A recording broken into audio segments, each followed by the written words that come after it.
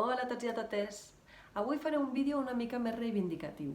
I és que aquests dies hi ha molta inquietud dins el meu col·lectiu perquè en breu s'aprovarà la Llei de Protecció de la Infància.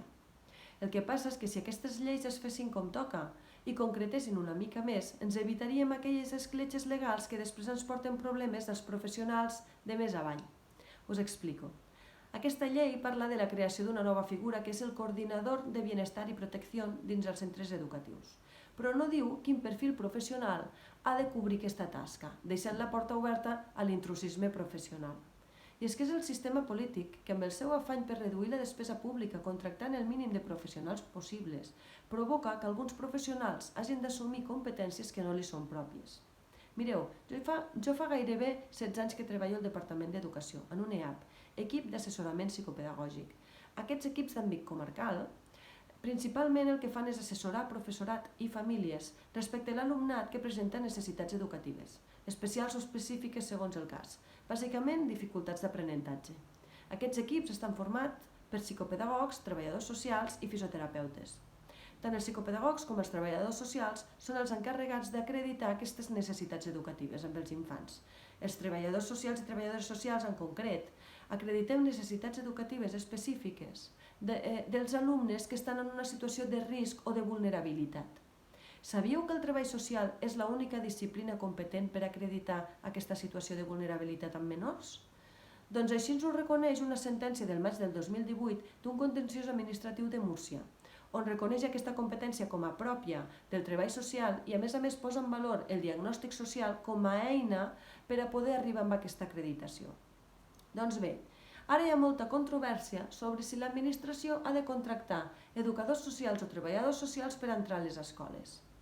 Jo ara no pretenc obrir un conflicte, però és un debat real que hi ha al carrer i a mi les coses m'agrada explicar-les tal com són.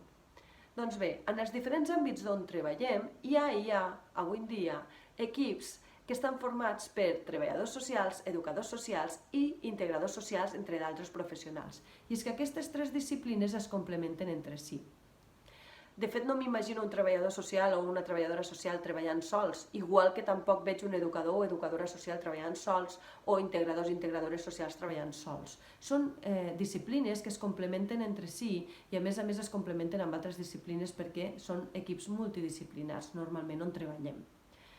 Dins del sistema educatiu, bàsicament la diferència entre treballador social i educador social és que treballadors i treballadores socials avaluem a l'infant, acreditem aquesta situació de vulnerabilitat i coordinem els diferents serveis de l'àmbit social.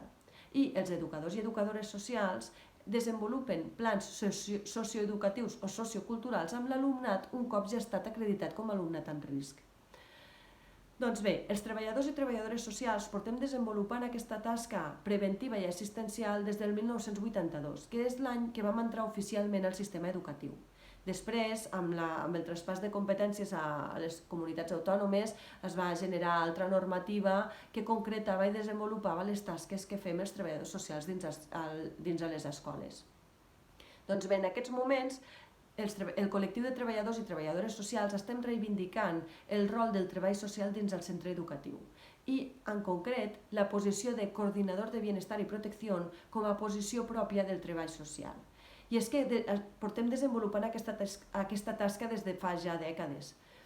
El que passa és que a mi m'agradaria que continuéssim lluitant per a aconseguir implantar aquests equips multidisciplinars on estéssim els treballadors socials, els educadors socials, els integradors socials treballant junts dins els centres educatius.